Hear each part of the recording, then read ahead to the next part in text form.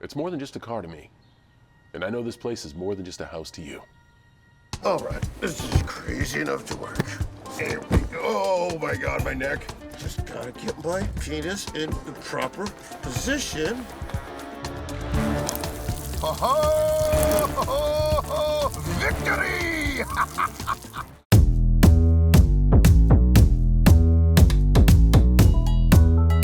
Hello and welcome back to Comedy Means Business. I'm Matt Grobar and my guest today is André, a comedian who's turned his singular brand of raunchy chaos into a true multi-hyphenate career spanning stand-up, film, television, music, podcasting, and more. Known for projects like The André Show, a deconstruction of public access talk shows, and the hidden camera comedy Bad Trip, Eric's career is powered by an interesting contradiction.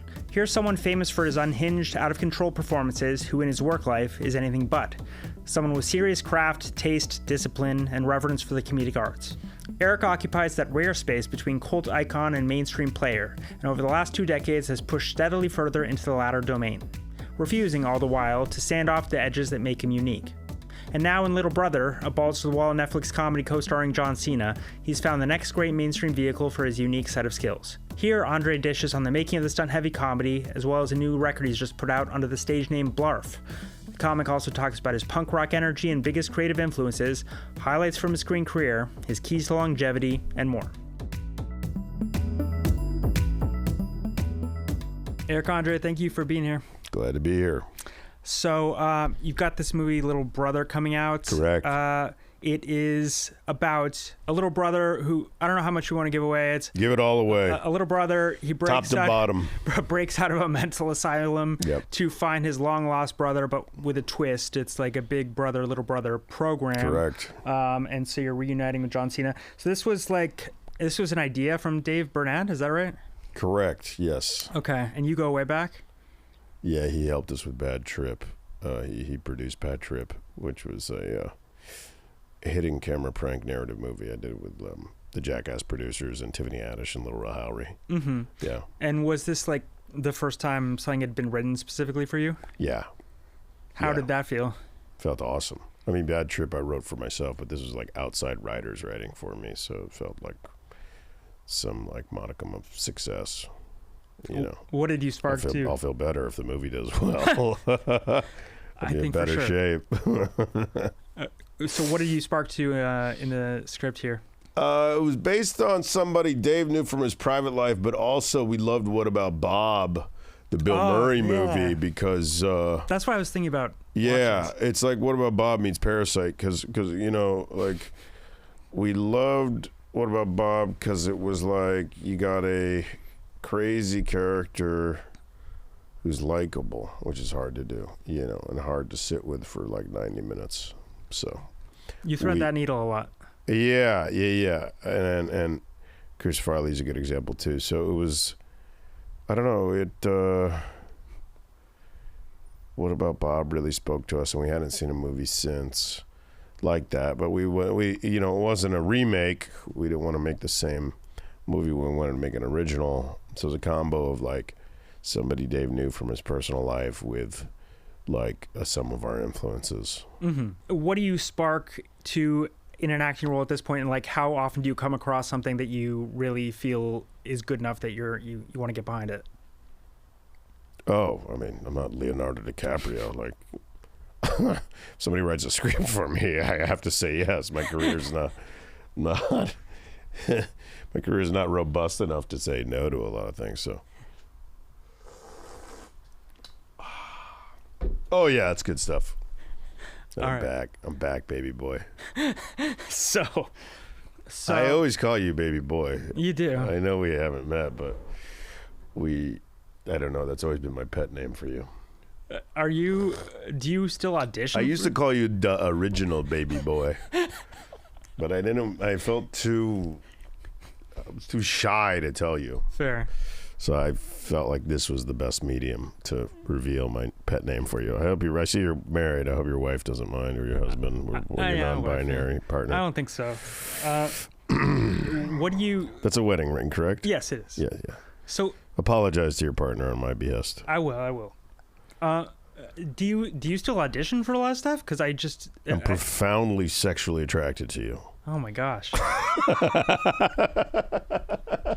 I don't audition for that much stuff, but I'm not above auditioning. I'm not. I'm not Christian Bale or something. I need work, man. Sure, like the rest of us in this. We're in a precarious. The economy's in a precarious place, and the entertainment industry is in flux and in precarious places where legacy media is struggling, and there's no real system of basic cable anymore. So there'll always be like a human need for entertainment, but it's changing what the more popular outlets and platforms and mediums are. So it's a very strange time. It's a difficult time to traverse, but it's not insurmountable. I just gotta. To answer you, yeah, I'm not above auditioning. I love auditioning. I used to hate it. Now I love it. You must have gotten good at it at this point. Doing it a million times. I'm better than when I was in my 20s, but it's tough. I'd say it's tougher than being on set. You only have one take.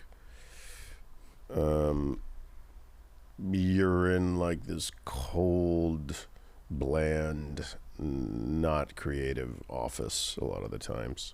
It's great if you're even in person, right? If you're in person, yeah. And then if you're on Zoom, I've had Zoom chemistry reads where the Wi-Fi is like going in and out. It's horrible. Mm-hmm. So it's very challenging. But now I like the pain and I like the challenge of it. And I wish I had that attitude before, but I was so broke before that it was so scary. I just felt like the weight of the world on my shoulders while I was doing auditions back in the day. Sure. Well, I want to talk about your whole career, but obviously I want to talk about this film first. Like, you got to reunite with John Cena here. You infamously had been given a concussion by John Cena, back on the Eric Andre show. Yeah, it's right? a badge of honor to get concussed by Cena. So it's one of my favorite wrestlers. I'm such a super fan of John. But he didn't really give me the concussion. He threw me through a shelf. Like, the stunt went the proper way, but we didn't sandbag the shelf down that well, so that was kind of on us. And the frame of the shelf was metallic, and it fell over and clocked me right in the head. I got a big Fred Flintstone knot. But and then I was dizzy and saying things that didn't make sense, so they sent me to the hospital. I had a CAT scan, and I got a concussion. So it wasn't really, really John's fault. I love John. I'm such a fan of John, and I had to, the first few weeks of the movie, I had to pretend I wasn't a super fan of John's, just to play it cool. I feel like that's the dynamic of the character. He's obsessed with him. That's true. And I kind of gave up on that quickly and leaned into it, into the uncomfortableness. You get to do some insane stunts, or at least it seems you did you get to do your own stunts on this movie? I did a skosh, but I'm in my 40s now, so they hurt real bad. So I just hired some piping hot 29-year-old Dominican guy to fly through shelves and windows for me. Did they give you the option? They didn't even give me the option. They're like, we're doing this. It's up to me to go. No, I want to do my own stunts. But this guy was we had a couple doubles. These guys were flying out of 3-story windows, stunts that would have definitely put me in the hospital. And I've been to the hospital. It stinks. Getting hit by a dump truck, it's not great. No. There's some amazing stuff in this. I don't want to give it away, but there's one with a catheter that is just incredible. Yeah. How is that? It was a thrill. Cleared my sinuses. And doing the pee stream, that was my god. Yeah. It's it seemed I still have the sense of humor of a 12-year-old. There's a lot of coordination with that. In the bloopers, they're move it back toward your mouth. Oh yeah, that's a funny thing about comedy. You have to you have to have a room full of the brightest minds, the greatest writers, the greatest producers, the greatest directors, and the greatest crew, the smartest people coming up with the stupidest poop and pee jokes you've ever seen in your life. So there's some really funny slapstick stuff. Has that always been kind of natural to you, or Yeah. Yeah. I grew up on cartoons and Ren and Stimpy and Beavis and Butthead. Mm-hmm. I love that stuff. And it's hard to do. I think Buster Keaton and Jackie Chan and Charlie Chaplin to incorporate stunts with comedy, get comedic effect out of acrobatics and martial arts, I think is like only one person like that comes along a generation. It's very hard. I don't like that.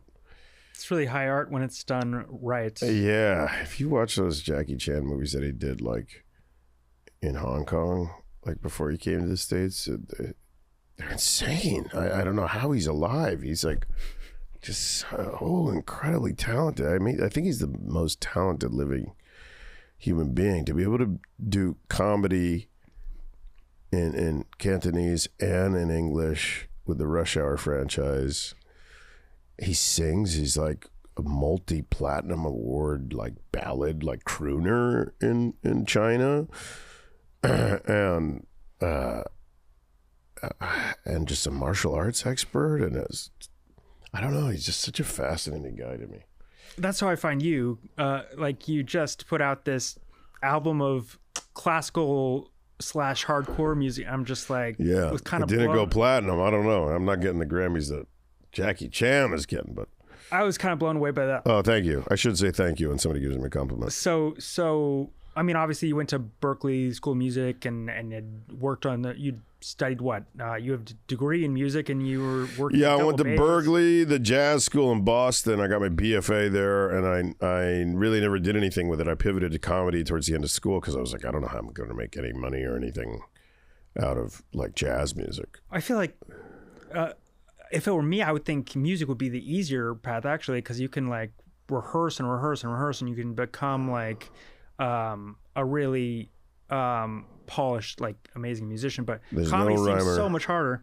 You can rehearse and rehearse and rehearse at comedy and become a really polished comedian. And That's true. It's actually a meritocracy where you're like, if you get really good at comedy, you will work. But I knew virtuoso musicians and virtuoso songwriters and producers, and they were living lives of poverty. It seemed to be like no rhyme or reason to who got the record deal and who became famous. It seemed like a lot more based on luck than comedy, where if you really there's way less competition. There's way more musicians on earth than comedians, or people that are funny enough to go make a run at making it a profession.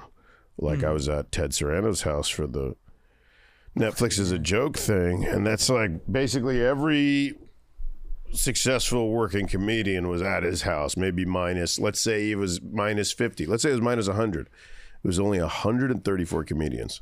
Let's say 100 were missing. Let's say and let's round up. Let's say it was 150 comedians there. Let's say 100 were missing. Mm-hmm. It's 250 period comedians that are at a level of success where they're making it a living.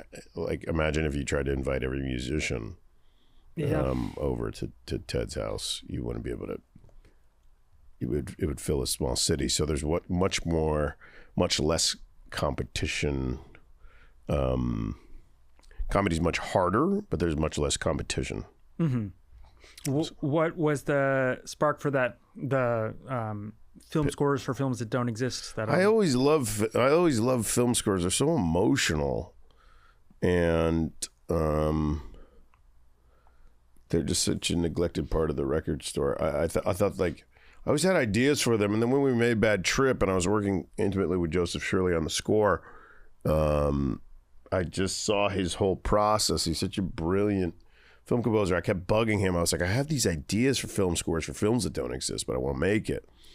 And he's like, I can't do it. I'm too busy. But I have this, my protege is this guy, Pratik Rajagopal, and he's just like a musical genius. He can do every genre of music, and he can transcribe music, arrange, compose. He can play every instrument. This guy, he's like a whiz kid. And he was young and hungry, and I sat down with him, and I had all these voice memos of just wisps of ideas for film scores. Some were like more 21st century, like, current stuff, and some were like spaghetti westerns. And some very sincere. Yeah, completely just sincere. straightforward. They were all kind of sincere in my mind, even if they're comedic. There's some Looney Tunes stuff in there. Yeah. It's like breaking a piano in one, right? Yeah. And what was the Ode of 18? Is that what it was called? That last one is just a Tchaikovsky piece. I just wanted to play Tchaikovsky out of tune because when you practice, when you live through music school, I've been playing piano since I was in kindergarten. So like when you do music, kindergarten through orchestral music, classical music, kindergarten through 12th grade, and jazz music through college, it's like the discipline and like how the rigidity of rehearsing, practicing your scales every morning and your arpeggios, and just these long, tedious, boring technique exercises before you could even play with anybody else or play songs you're excited to learn or play songs you have to learn for class that you don't want to learn. I just had so much resentment. I would get so frustrated practicing. When I was a little kid, I would throw my piano books on the ground, and I would when I played cello and bass, I would get so frustrated. I would have dark fantasies about stomping on everybody's cello and violin and bass, setting up all the stringed instruments in the orchestra and just crunching each one. That I wanted to destroy a piano, and I wanted to play Tchaikovsky out of tune. I wanted to, Yeah. And I love John Cage. I love that John Cage would affect the piano strings and put weird objects and kind of destroy pianos for they call it extended techniques for musical. Yeah. To express his creativity, So I wanted to express my creativity. There's something always to me very I don't know, punk rock, anti-establishment about what you do across platforms. Thanks. Does that ring true to you? Are you an actual kind of punk person? And I grew up listening to punk. Yeah. I mean, that's up to you. I think to decide. It's in the eye of the beholder. But I grew up, definitely influenced by punk. So where does both the music and the kind of state of mind, the anti-establishment attitude behind it. Where do you think? Does that kind of creative energy in your work just come from that early influence, you think? Yeah, and I think probably my mother too. She marched on Washington when she was 18 years old and saw Martin Luther King Jr. have this I have a dream speech, and was always rooting for the underdog and building coalitions with marginalized people to get to get people's human rights and civil rights met, and she just thought it was the right thing to do. So my mom always rooted for the underdog and was always kind of anti-establishment. So I think she's just a huge influence in my worldview and my point of view. That came from her for sure. What were some of the early things that were really formative for you, just from a comedic perspective? Were there specific artists in a sort of punk establishment lane, or who were some of the people you were looking to? Musicians or visual artists? Visual artists. Chris Burden, Chris Burden and Paul McCarthy, who I had the pleasure of meeting, and so it's artists even more so than necessarily comedians. Yeah. I mean, it's a little bit of everything. It's Bill Hicks and Richard Pryor and Joan Rivers and George Carlin. Those guys were Lenny Bruce. They were willing to get arrested just to tell a joke. Same with Tom Green and Sasha in Knoxville. They were willing to get arrested just to do a dumb joke. I just think there's no higher stakes comedy where you're risking your well-being and your legal safety. What do you like about that? Because it's exciting. You're walking a tightrope, you're a man on a wire, and you're, again, punk rock. You're so anti-establishment. You're willing, just with your words and your action and your comedy, you're subverting norms, and you're dismantling institutions built by people in power in order to cage the working class into a system of obedience. Mm-hmm. How do you like that for an answer? You know. So were you kind of creating in a comedic sense from early on? I was always class clown, kindergarten through 12th grade. But I always did music. I never thought of doing comedy as a profession. I didn't even know that was an option.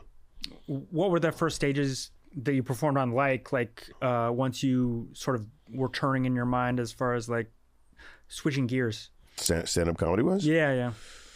I started in 2003, so I've been doing it for 23 years, and I started at my first show was at Boca Nuts Comedy Club in Boca Raton, Florida. But I really cut my teeth the first year. One was in Boston, because I was finishing school. So I would do Dick Doherty's Comedy Connection, Nick's Comedy Stop, all these like mob run, pretty scary places. Then I moved to New York right afterwards, and that's really where I started finding my comedy sensibilities and POV, because you were able to get up so much. There were so many comedy clubs you can get up every night, multiple times a night, and that's what you need to do for like a decade if you want to get anywhere in comedy. And it still might not work. It's really difficult. It's difficult. What do you mean? Literally mob run in Boston? 100%. Really? So like the characters from The Departed. Wow. Yeah, it was sketchy. And so you would immediately maybe not all of them, not the comedy studio across from Harvard in Cambridge. Mm-hmm. That was a mob run, but the other ones, there was some pretty intimidating guys that would run the clubs. And then what was the scene like in New York when you were starting? Much less mob run. Much more variety, and like just a tremendous amount of clubs. There's no more comedy clubs per square inch than in New York City. So it's a great place. And you kind of figured out the places that were more toxic and less toxic, and you gravitated towards the less toxic clubs, or like independent shows, bar run shows, and you just had to grind. But there was a lot of toxic people and dysfunctional people. It's very hard to navigate because musicians are so nice. They're way more gregarious because they need each other. You need each other to create a band. But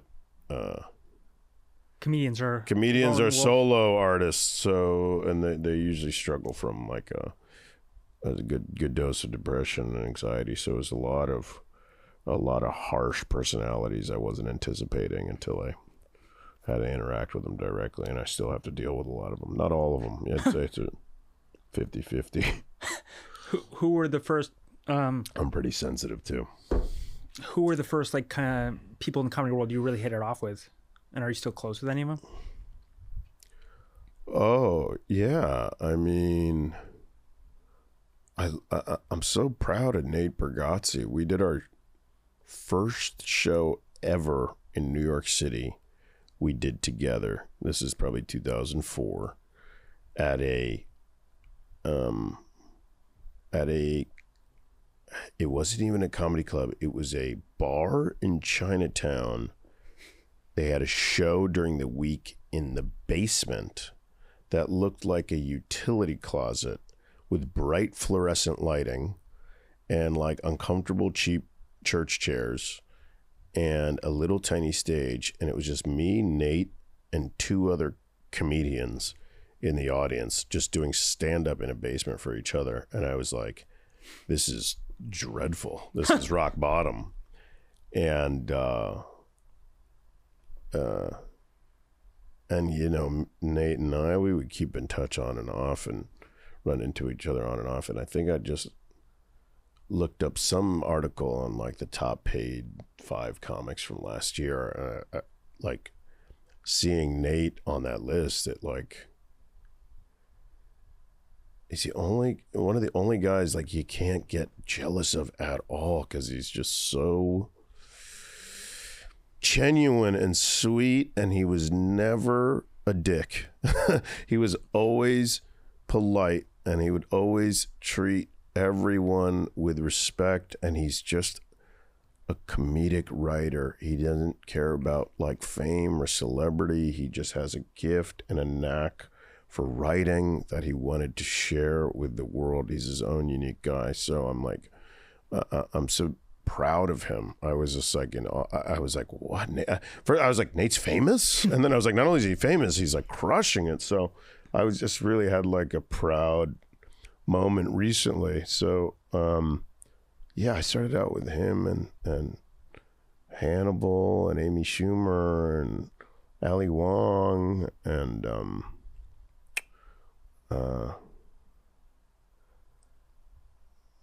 so many. I'm trying to think of who else. Like really, like we slept on each other's couches. It was kind of like that generation, and I'm just like so proud that they made a living and made success. I mean, I knew all of them when they were completely broke, sleeping on air mattresses or sleeping in the subway and stuff like that. So wow. It's just so exciting to see all their careers take off. I never felt the jealous. I like that Gore Vidal quote about like, he's like, I don't like I'm paraphrasing, he's going to articulate it better than anybody on the earth. But he said something like, I don't want to hear about my friends' successes. I just can't not feel jealousy. And I do get jealous of certain people. I'm like, he got that, but it's usually people I'm not so thrilled about. Those people that I just mentioned have like raw comedic talent that they just hone through very, very hard work and discipline, you know.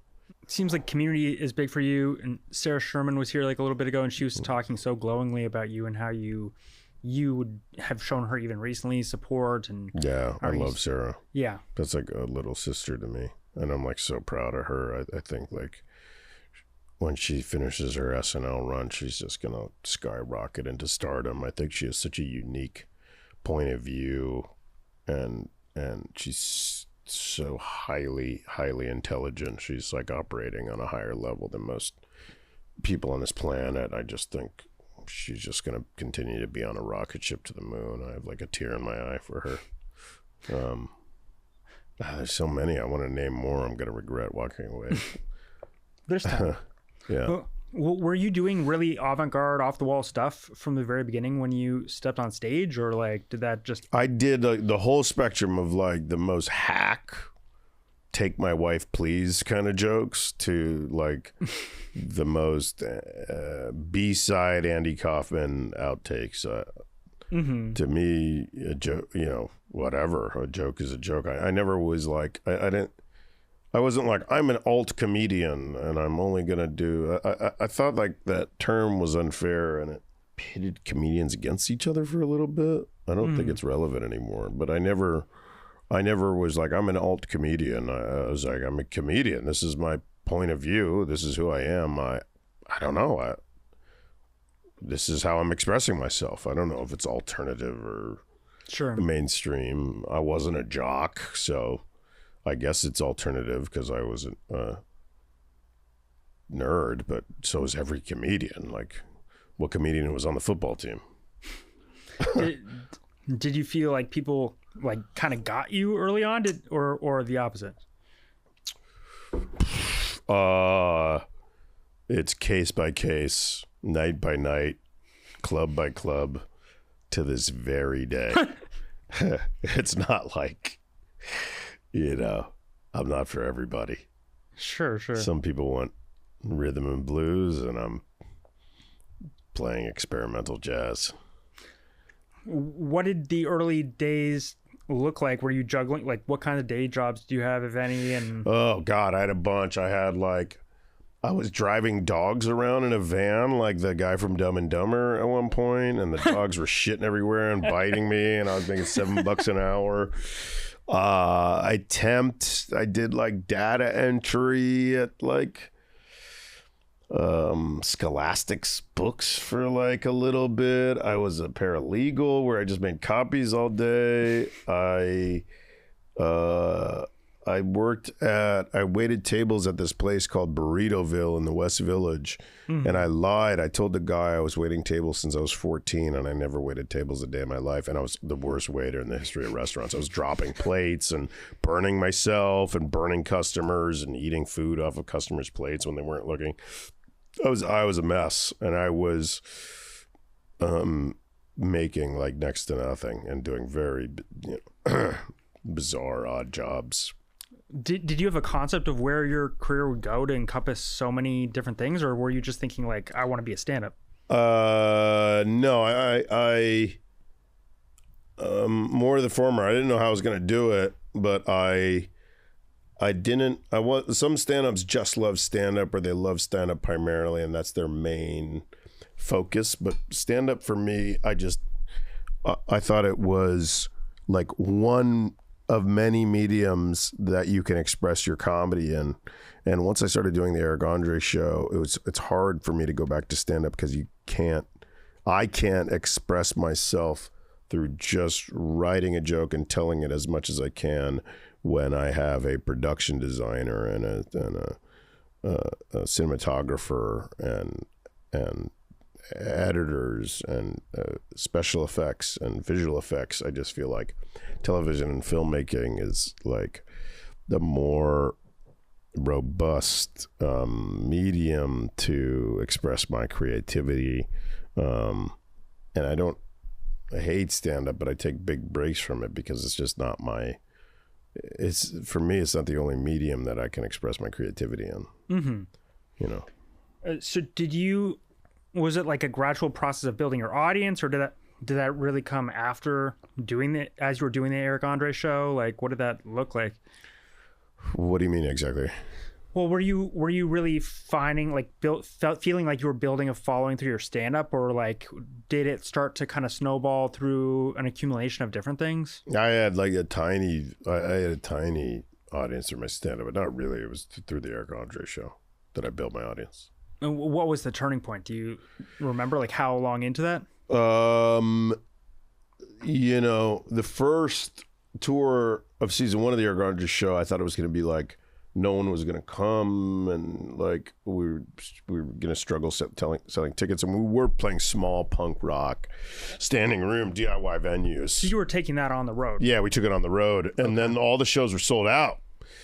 So I was like, oh, that's great. Mm-hmm. But I think people started calling me by name around season 4 when I pranked Alex Jones at the Republican National Convention. Mm-hmm. I remember that had like an impact beyond what we were just doing on the show. I think it galvanized for people in their heads like, oh, this is real, and this guy's actually taking real risk and putting himself in peril for comedic value. So that's when people started shouting my first and last name at me around that time.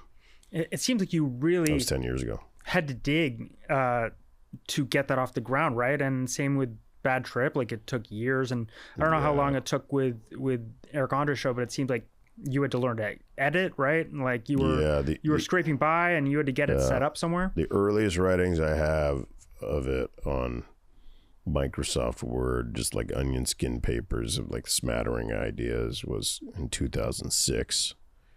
And Hannibal's always the co-host in my mind in those earliest writings. And then like I pitched it to Damona Resnick at NBC. Well, I didn't really pitch it. I had this idea, but it's so heady and out there. Mm-hmm. And I kind of gave her like the broad strokes, and she was very helpful in the earliest parts of my career, and I owe her a great deal of gratitude. And she told me, she's like, could you scrap together some money and film like a proof of concept? So I did, And even that was really difficult at 26, 2009, me and Kitao Sakurai, who's now, directing a Street Fighter movie. Mm-hmm. Him and I found like this abandoned bodega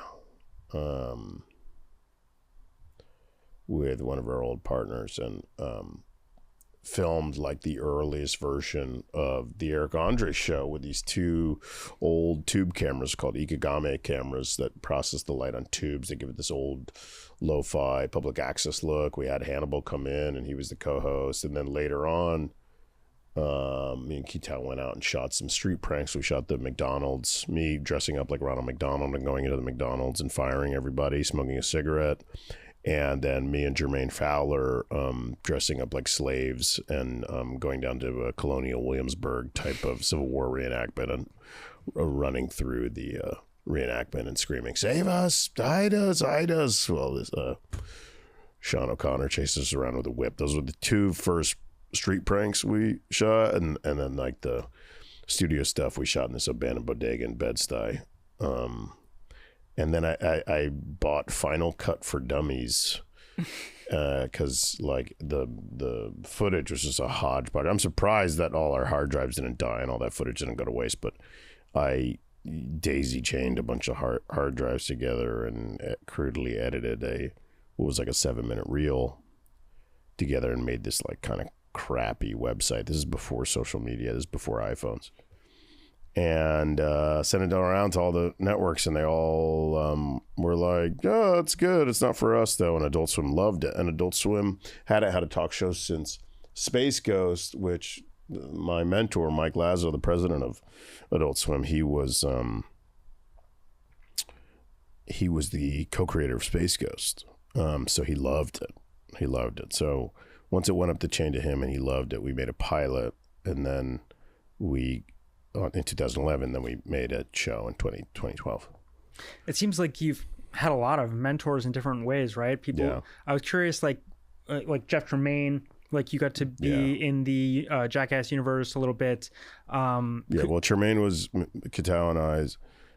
He was our mentor through Bad Trip after doing all the Jackass movies and Bad Grandpa. Bad Grandpa really taught him because Jackass is nonlinear. It's like the movies are even like. Just self-contained segments, but when he made Bad Grandpa, that was the first time he had to make it like a narrative, and he learned so much, and there was so much fits and starts and trials and tribulations with that. He was coming right out of that into helping us with Bad Trip, and he's still my mentor. I'm still he's still one of my closest friends and colleagues. Now, what were some of the biggest lessons you took from whoever about just working in a specific area you were in? You've been in with sketch, with hidden camera. Like, these are really interesting kind of crafts to kind of try to master. Yeah, Jeff was like, we want this movie to perform well. This is a movie for a big audience. This isn't niche like an Adult Swim late night stoner audience. And I had to go from basic cable on MTV with Jackass to Paramount and make a successful movie franchise. So there's different rules. It's a different medium. And I was very stubborn. I was like, no, I'm funny. I'm a comedian. I know I have my own POV. I want things like this. So we would butt heads, civilly, a lot during that process. 'Cause I was very stubborn. And like I tried to edit the first cut of Bad Trip. I tried to edit it as fast as the Eric Andre show's edited, which is like hyper speed. And he's like, a movie screen is physically big. He goes, an audience, their eye can't. He goes, I tried to do the Jackass movies like that. He goes, everything you're trying to do, I already did and failed. And I'm telling you as a friend, but it's like your dad almost, like even when your dad's like, don't touch the stove, you touch the stove. So he was like, a movie can't work at the same pace as a television show. It's physically the screen is bigger. You're watching it at a movie theater, so already that's different than the experience of you sitting at home watching something on a smaller screen on your laptop, on your iPhone. And when you're with a movie for 90 minutes versus a TV show for my show is 11 minutes, it's quarter hour. He goes, you have to invest emotionally in the characters because you're following them for 90 minutes. You will not pay attention or care about them. You have to be emotionally invested in them if you want to follow them for 90 minutes. You don't have that responsibility on your Adult Swim show because it only lasts 11 minutes. It's all about the jokes. So sketch and variety, because it's in a shorter medium, you don't have to follow any characters or build any relationships or follow relationships, because it's just about the jokes. When it's 90 minutes and you're trying to appeal to a wide audience and you're on a big screen and you're trying, and my audience is predominantly men, he's like, you have to have women, you have to have a gender balance in your audience too. You can't have the girlfriends get up and leave the theater. You need everybody in there. So like, you know, it can't just be all gross out poop and pee humor. You have to have real emotional connections you have to care about the characters. And I was like forever like, yeah, nah, whatever. If the jokes are funny, it's fine. Like blah, blah, blah, blah, blah. There's a deceptive simplicity to all of this stuff that I find so interesting. Because that's what's one of the things Sarah Sherman was saying about you is just like, you might make it look easy, but you put so much like intention into everything you're doing. Yeah. Like all this stuff is really labor intensive, right? Yeah. Every frame is thought about, every single corner of every inch of the Eric Andre show and Bad Trip. Yeah. You have to obsess over it.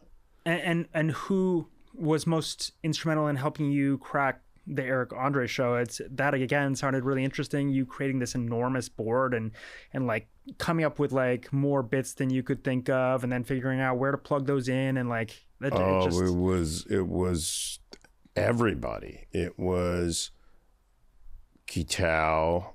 It was like all our editors, Luke and Doug, all the writers, Mike Lazo at the network, all the department heads, Emily Ting and Golden Sunshine, and too many to name, but it was like very collaborative, where you had to brainstorm with all your writers and then transfer all those creative ideas into a script that makes sense to all your department heads, and your producers had to tell you your limitations or what translates on paper and whatnot, and the process never ends, and you're continuing to chip away at the process in editing. So it was like all hands on deck. It's never about one person. It's about the whole. I just lucked out with getting to collaborate with really brilliant minds. Did you feel like you had full creative control at Adult Swim? 100%. Mike Lazo was like right before we started season 1, he called me and he goes, I can give you notes till your ears fall off, but I don't want to do that to you. I think you're funny. You know what's funny.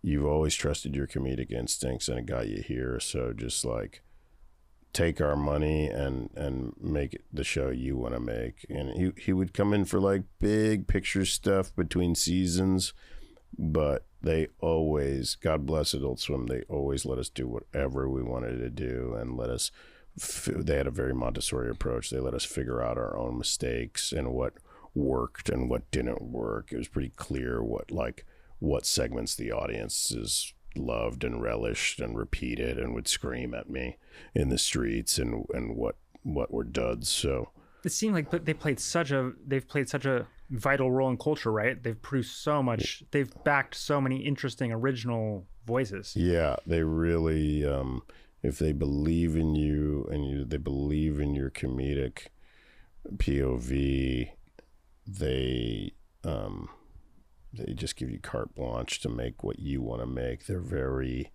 artist friendly, because Mike was an artist. He's retired, but he made Space Ghost, which is like the biggest influence for my show, So we were we instantly had chemistry, you know. So I owe him so much, and I owe Jeff so much. I really I just gush over them in any interview I can. And I've thanked both of them millions of times. So is it the same place these days or not? Because like the comedy landscape has changed so much. Swim, no, it's not. It's not. Comedy Central, Adult Swim. There's no. That's what comedians are struggling with right now. We're homeless. We have no place to bring our ideas to. Netflix can only buy so much. HBO can only buy so much. They buy very little. We're all envious of Nathan for getting in there, kind of at the last time they were buying stuff. They buy stuff, but just so, and it's not specifically them. All the streamers can only buy, I mean, we went from basic cable that was 200 channels, and now we have streamers that it's 5 places. You go to Amazon, you go to Apple, you go to Peacock, you go to Netflix, and you go to HBO, and their cups overfloweth. So it's and they're not comedy specific networks either. Adult Swim and Comedy Central were comedy specific networks. So only comedians went to them to pitch. Netflix is everything. HBO's everything. These streaming services are great, but they're everything. So everybody, if you have a drama, if you have a reality show, a dating show, a game show, so they're bombarded, and they only have so much money, so much resources, so much bandwidth. They can't say yes and buy everything. So comedians, unfortunately, have nowhere to go anymore. So that's why we're all kind of starting to pivot, and people are making DIY shows, going to YouTube, going to social, going to they're streaming, they're doing stuff on Twitch because we've been displaced. There is no comedy. I wish I had my own channel to just have a comedy channel. Have you explored Dropout? I don't personally know it that intimately, but it seems like they're trying to make a push to be the next comedy channel. CISO, not that that's a great example because it doesn't exist anymore, but I feel like people have been trying for years to have a destination for comedy, a new one. Yeah. No, I don't know about Dropout. I'd love to, go over there and check it out, but it's a bummer because we had, and even 2 isn't a lot. It's we had at least 2, Comedy Central and Adult Swim, and TBS was buying a lot of comedy back in the day, but there's kind of nowhere to go anymore. So it's but there's still a great demand for comedy. It's a human more than ever. Need. It seems like. Yeah, so the demand is there, just the buyers aren't there. So we don't know what to do. I feel worse for some of the up and coming comedians, and we're trying to figure out the YouTube model, but it requires self-funding at first, and we don't have money. Yeah. We don't want to self-fund. We'll go broke instantly, especially the up-and-comers that really don't have any money. Some figure it out, and that's awesome when they do, but it's I wish we had the infrastructure for new comics and old comics to, have a company believe in them and invest in them early and give them, it doesn't have to be a tremendous amount of money, but some money to, build the next, whatever, Pee-wee's Playhouse or whatever it is. So you would need some infrastructure behind you to kind of go. Yeah, you need production services, production insurance, money to hire people, production services, marketing money. It's very hard to do if you're just a comic, 1-bedroom apartment with a GoPro.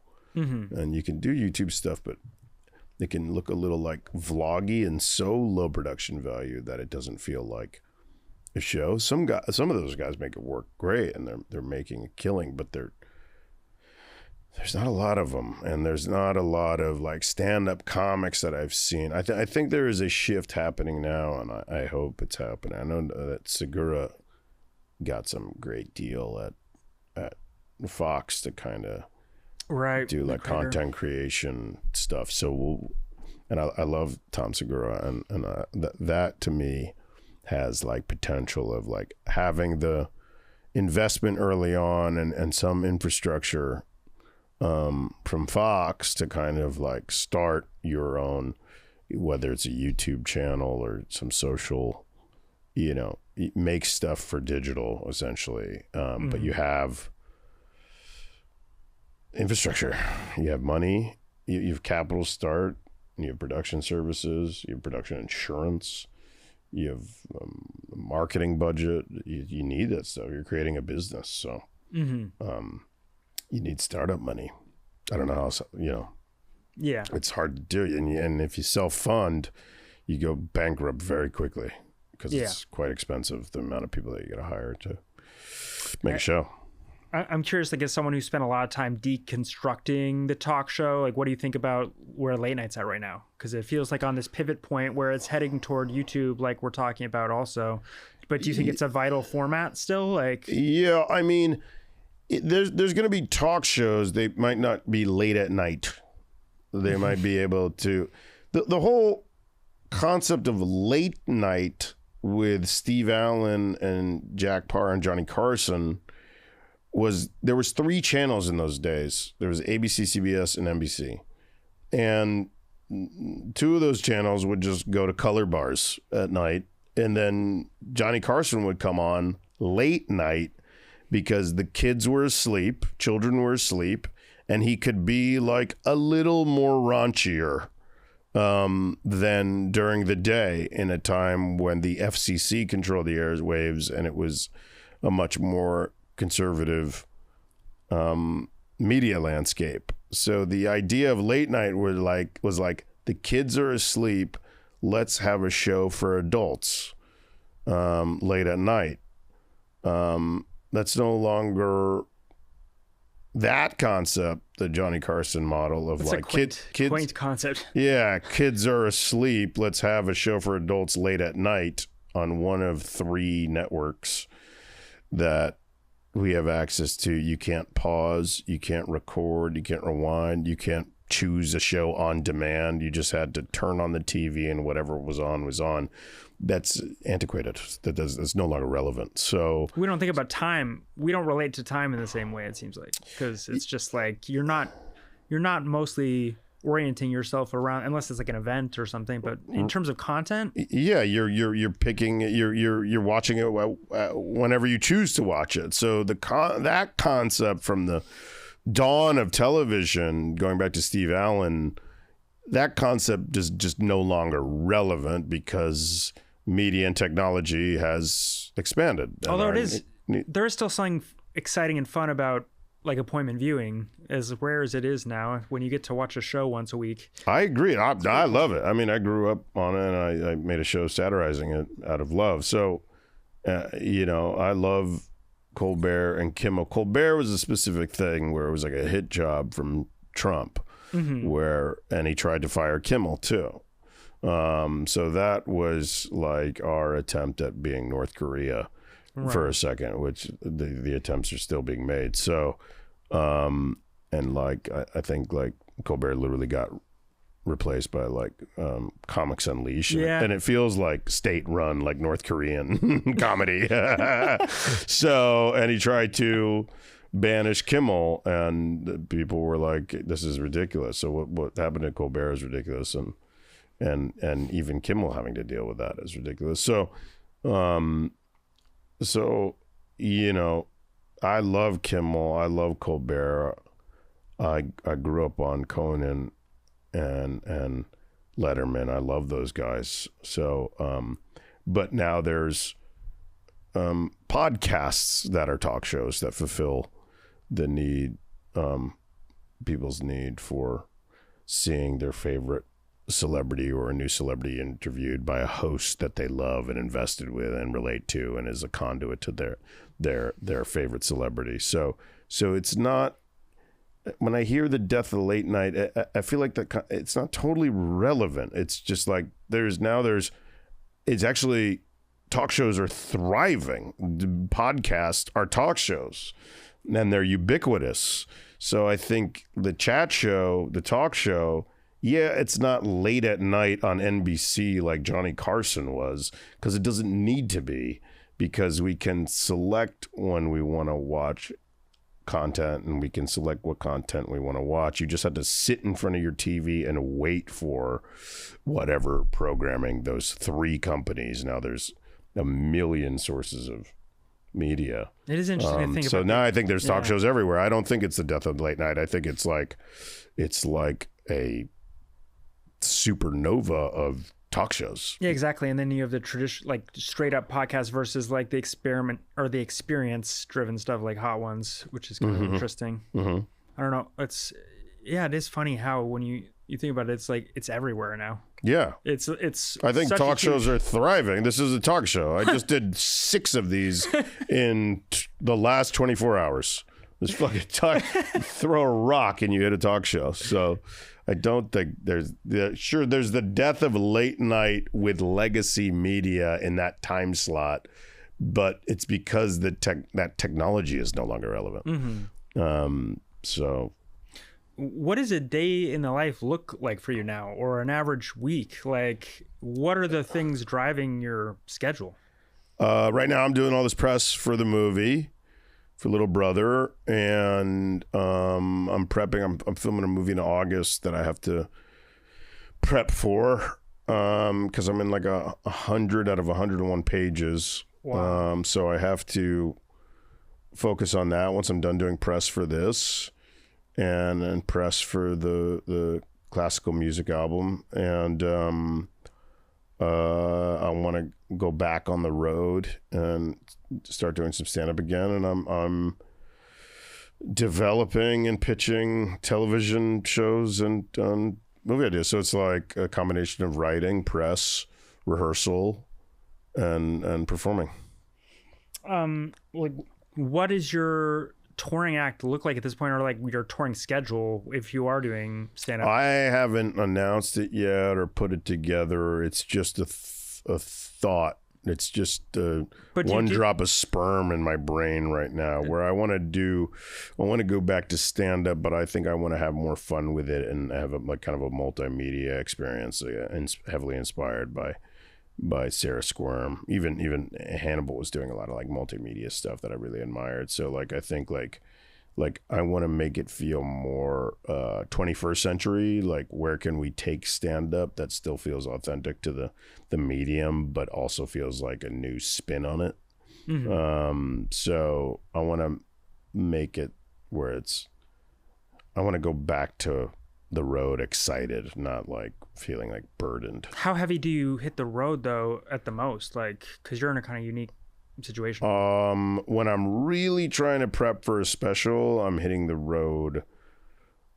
What was the last tour? I think the last tour was 86 to 90 shows in 3 continents. So that's a good chunk. Yeah. But you talk to Bill Burr and he's doing like 300 shows a night. So you're like, I feel lazy next to Bill Burr and Elton John. You look at their schedule, I'm like, shit, I ain't shit. These guys are just road dogs, and it shows because they're incredibly talented.